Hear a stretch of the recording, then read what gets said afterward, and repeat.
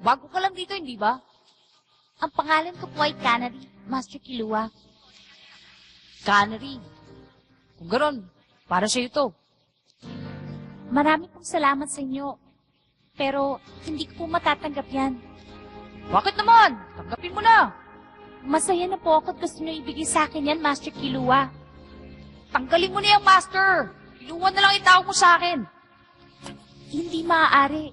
Isa lamang akong tagapagbantay. At si Kilua ay aking master.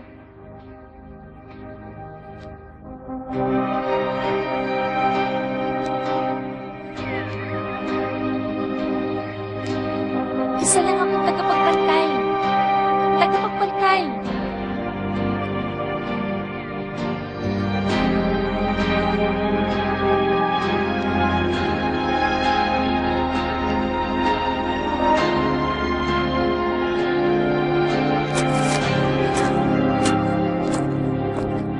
Ha?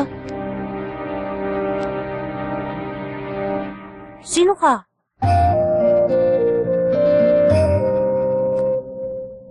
Ako si Gon.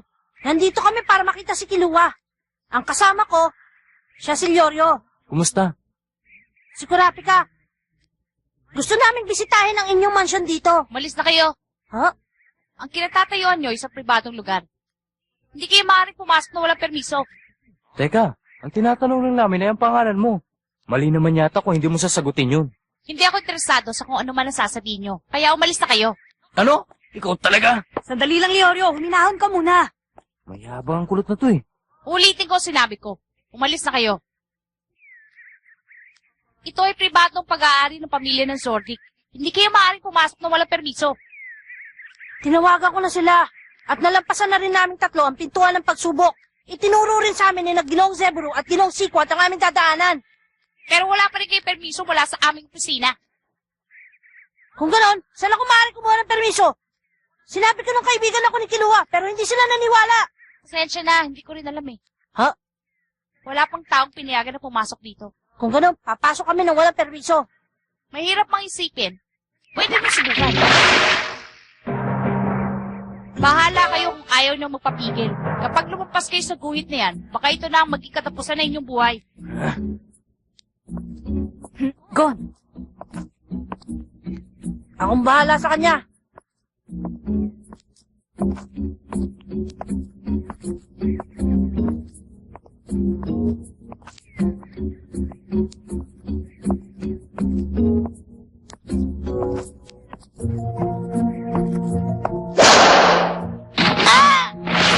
Gon! Bakit mo ginawa yun? Bakit ko ginawa yon? Pinalaan ko kayo eh. Hindi kayo maaaring lumampas sa guhit. Sinasabi mo bang hindi ka pwedeng sisihin sa lahat ng gagawin mo? Maraming beses ko na kayong pinigilan. Mayabang ka! Huwag, Leorio! Hindi mo kami mapipigilan! Ah!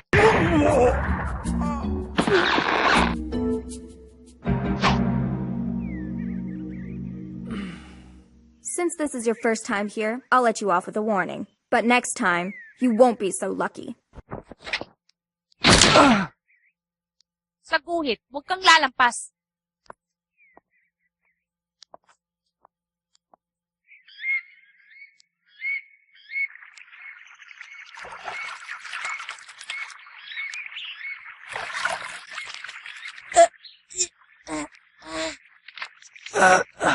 Ang sakit nun ah. Aray. Pinigilan na nga kita, sumugod ka pa. Oo na, hindi kasi ako pasensyoso katulad mo eh. Gon, sa nakita ko doon sa babae yun, kinokontrol pa niya ang kanyang lakas. Oh, siguradong wala pa yan sa kalahati ng kanyang tunay na lakas. Anong sinabi mo? Kinokontrol pa niya ang kanyang lakas? Kung gusto niya talaga tayong tapusin, dapat nung simula pa lang ay ginamit niya ng talim ng kanyang baston. Pero hindi niya ginawa yun at binigyan niya lamang tayo ng babala. Bakit kaya? Merong naikwento sa akin si Ginoong Sikwan. Makalipas ang ilang taon, may isang blacklist hunter na pumunta dito. Nagsama siya ng maraming tao. Lahat sila naubos at wala ni isang nakarating sa mansyon. Ang may gawa kaya nun ay ang babaeng yon. Gon, ganun naman pala nangyari. Eh bakit sinugod mo pa siya? Yung blacklist hunter nga maraming kasama eh. Tayo pa kaya natatatlo lang. Papatay mo na lang sa babaeng yun. Mabuti pa, ang gawin na lang natin ngayon ay subukan natin uli. Teka, sandali lang. Baka naman gusto mo mag-isip ng ibang paraan para malampasan natin yung malahalimaw na yun. Mas mabuti pa siguro kung tumalo na lang tayo dyan sa bakod na nakaharang. Wag na wag mong gagawin yan. Ha? Dahil delikadong iniisip mong yan, Leorio, kapag hindi tayo sumunod sa mga patakaran na ibinigay ng pamilyang Zordi, nasisiguro kung pararatangan nila tayo ng malupit na kaparusahan. Mukha kang masyadong tahimik, pero walang nakakaalam kung anong naghihintay sa atin sa likod ng bakod na yan. Kaya mabuti pa balikan na lang natin yung babae kanina.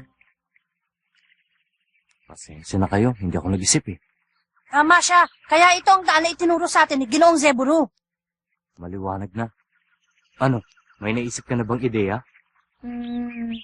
Teka. Ang mabuti pa nga siguro ay balikan na lang muna natin yung babae nyo, tapos doon na tayo mag-isip kung anong gagawin natin. Ay, sige. Tayo na. Wag. Hindi mo dapat ibigay sa akin yan. Hindi ko matatanggap yan. Patawarin mo sana ako.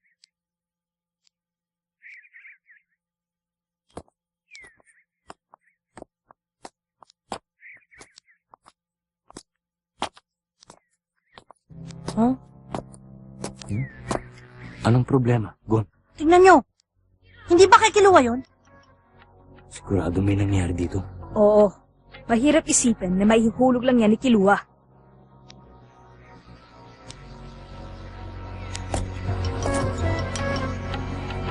Nagbalik pa kayo dito para muling masaktan? Nagkakamali ka dyan. Miss, wala kaming balak na makipag-ilaban sa'yo. Ang gusto lang namin ay makita si Kiluwa. Maaaring hindi ka maniwala sa amin, pero talagang mga kaibigan kami ni Kilua. Kami ang mga kasama niya doon sa Hunter exam. Wala akong pakialam. Kahit ano pa ang dahilan ng pagpunta niyo dito, wala akong pakialam. Sinusunod ko lang ang utos ng aking mga master. Wala nang iba. Ay, kung gano'n ang ibig mong sabihin, wala ka palang pinagkaiba dun sa naunang bantay na si Mike. Tama ka. Ha? Paano na to ngayon?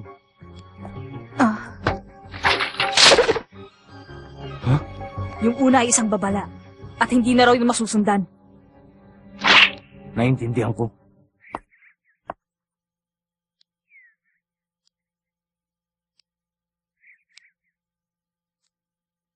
Ang skateboard na yun, kay Kiluwa yun, hindi ba? Oo, Sabi mo sa akin kung bakit nandyan yan. ibinigay yan sa akin ni Master Kilua. Ibinigay sa'yo? Bakit? Wala akong alam na dahilan. Basta ibinigay niya sa akin.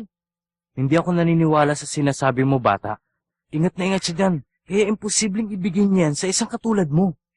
Kung pag-iingat lang ang gusto mong malaman, simula nung bata pa siya, alagang-alaga na niyan. Tumigil ka na! Basta ang malagay, alam ko na mahal niya ang skateboard na yan. Kaya talagang hindi mo ko mapapaniwala sa sinasabi mong basta niya na lang ibinigay sa yan. Ang gusto lang namin ay makalampas dito. Kaya mabuti pa, umalis ka na sa aming dadaanan. Pero makinig ka. Kung sakaling may nangyari masama sa kaibigan namin si Kilua, kaya niya naihulog sa lugar na ito ang pinakaiingatan niya skateboard. Sana naman ay wala kang kinalaman. Kung hindi, Anong gagawin mo? baka hindi namin mapigilan ang aming sarili. Sa pagkakataong ito, baka hindi ka na rin namin mapagbigyan. Sandali lang. Talaga bang ibinigay sa'yo ni Kiluwa ang skateboard na yan? Totoo. Talaga? Kung ayaw mong maniwala, hindi kita pipiliting maniwala sa akin. Pwede ko bang malaman kung hindi ka nagsisinungaling? Malalaman mo? Ano naman ang gagawin mo para malaman? Gagawin ko to.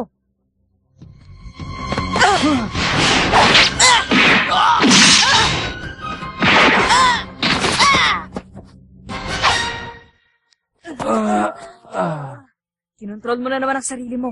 Akala ko ba wala nang pangalawang pagkakataon? Nabigo lang ako. Dahil kayong dalawa ay may papihirang bilis. Pero siguro ay alam nyo na hindi ito ang nararapat na lugar para sa inyong tatlo. Kaya umalis na kayo.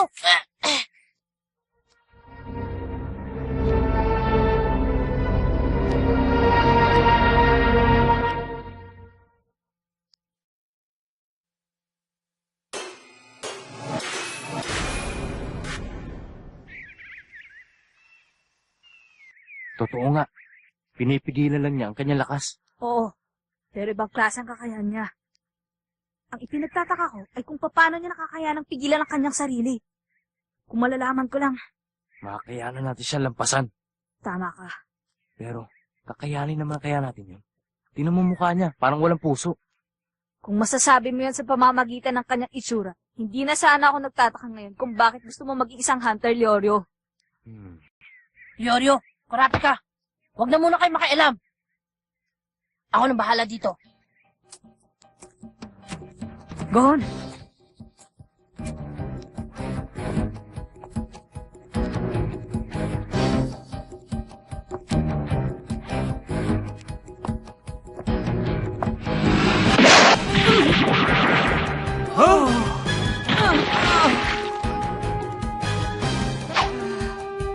Go!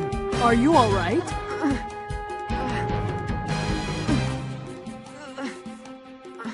I'm fine. What's with her? She'll attack a defenseless person without even batting an eyelash. It's just not right. Even though I'm no match for her, I'll fight her with everything I've got.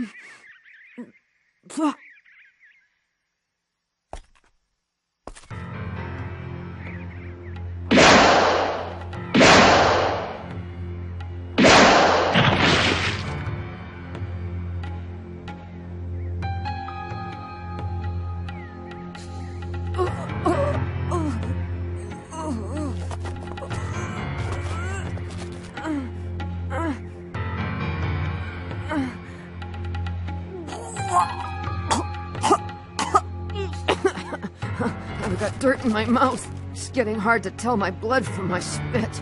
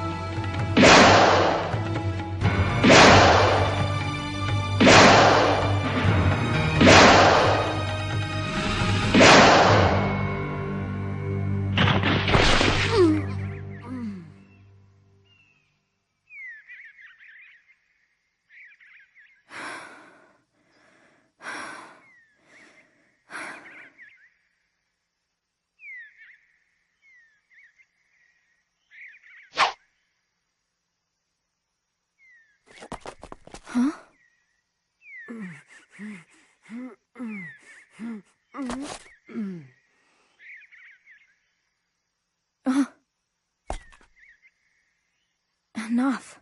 You have to stop. Please, don't.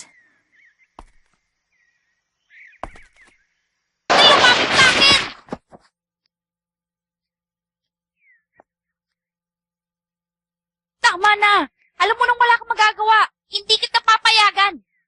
Hindi ka makakalampas sa guhit na to. Imposible! O kayong dalawa, pigilan niyo ang kaibigan niyo. Sige na!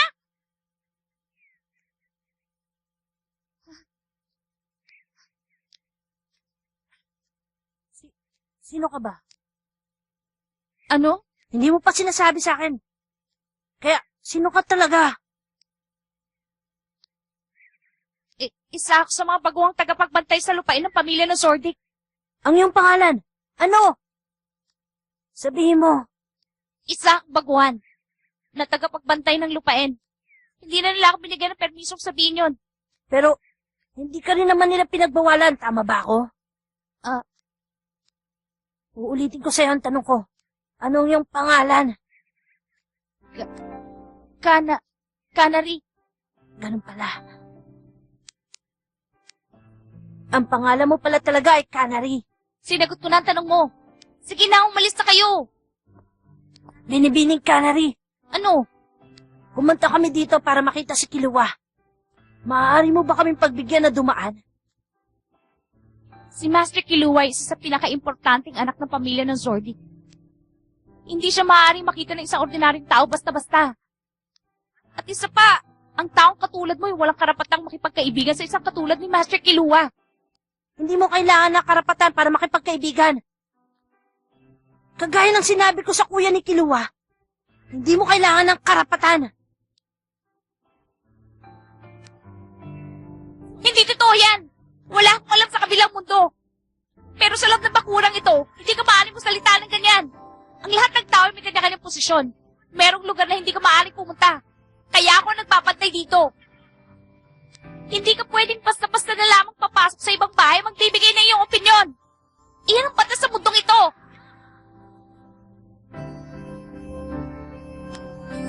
Binibining Canary. Huwag kang lalapit! Yung kwento mo, tungkol doon sa skateboard na binigay ni Killua, parang nagsisimula na akong maniwala. Kung gano'n, ikaw ay kaibigan ka rin ni Killua, hindi ba? Dahil kaibigan ka ni Killua, nararamdaman mo na kaming tatlo ay kaibigan niya rin. Kaya kinokontrol mo ang iyong lakas. Hindi totoo yan. Kailanman, hindi ako naging kaibigan ni Master Killua. Hindi lang yun. Ang skateboard na yan ay hindi talaga binigay sa akin ni Master Killua. Nung oras na yun,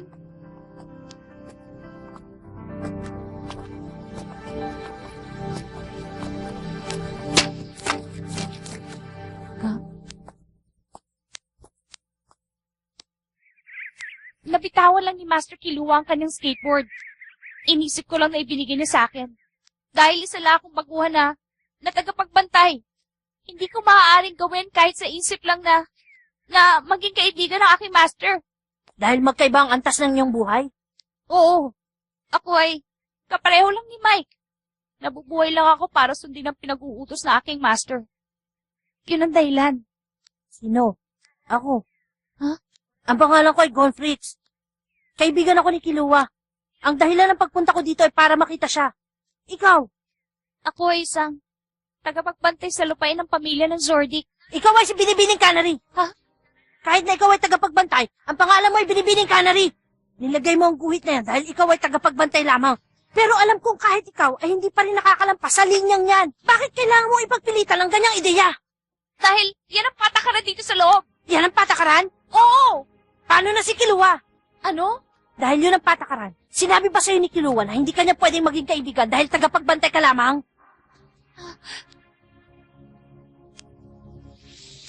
Bago ka lang dito, hindi ba? Ang pangalan ko ay Canary, Master Killua. Canary. Ganon. Para sa'yo to. Marami pong salamat pero hindi ko po maaaring tagapin yan. Bakit naman? Tagapin mo na! Hindi po.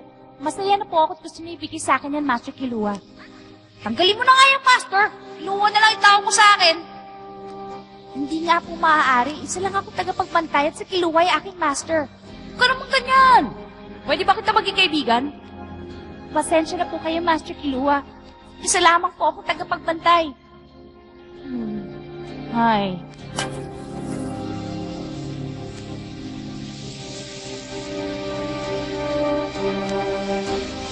Patawarin niyo po ako, Master Killua. Si Master Killua, napakabait niya makipag-usap sa akin. Pero, binaliwala kong alok niya makipagkaibigan sa akin.